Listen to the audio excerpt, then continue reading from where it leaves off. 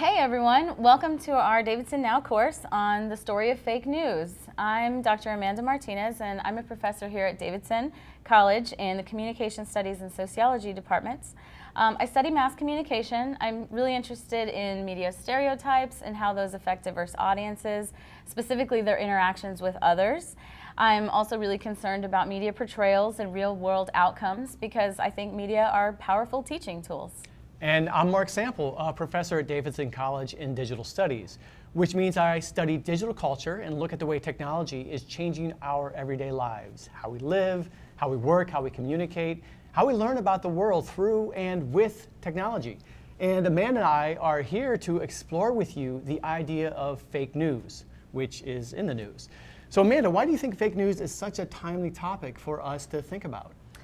Well, Mark, I'm concerned about how this term fake news is being used to really describe all manners of news and media these days. When you call news that you just don't like or agree with fake news, I think it poses a real threat to democracy. It potentially serves to delegitimize the free press, which, as we know, serves an important watchdog function, keeping the public informed about what the government is up to. And this situation creates a situation where media are not trusted at all, and I think that's dangerous. In other words, a public who tunes out all media has consequences, like we become increasingly uninformed or easily misled.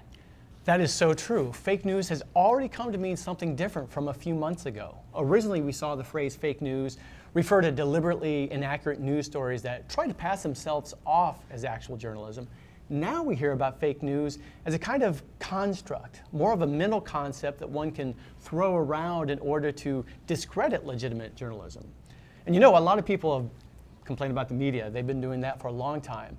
What's different now, and why I think learning about fake news is so important now, is because the issue is not just whether you trust what's reported in the news, it's whether or not we are even talking about the same objective reality. So there's a tremendous amount at stake with fake news. I don't know if we'll be able to cover every element of fake news in this course, but we have a fantastic slate of contributors lined up over the next 2 weeks. That's right. In fact, we're going to hear from experts who've dedicated their lives and their careers to studying media effects, news framing, media misinformation, and also media literacy. So you get to hear from many experienced journalists and also editors. And we'll be talking to a First Amendment lawyer about the legalities of fake news, a researcher whose legitimate data was misused in a fake news story, and even to a couple of people who think you should write fake news, though not for the reasons you think. Along the way, we're going to have some online discussions, there'll be some short readings, and also some fun exercises for you all to participate in.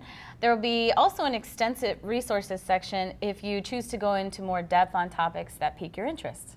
And by the end of this 2-week course, we hope that you've learned a couple key things. The history of fake news, what's at stake with fake news, what social and technological practices make fake news possible, what do journalists think about this phenomenon, how can we cultivate media literacy in ourselves, our friends and family, and our students in order to see through fake news to the real story. So, we're glad you're here to join us. Now let's get started.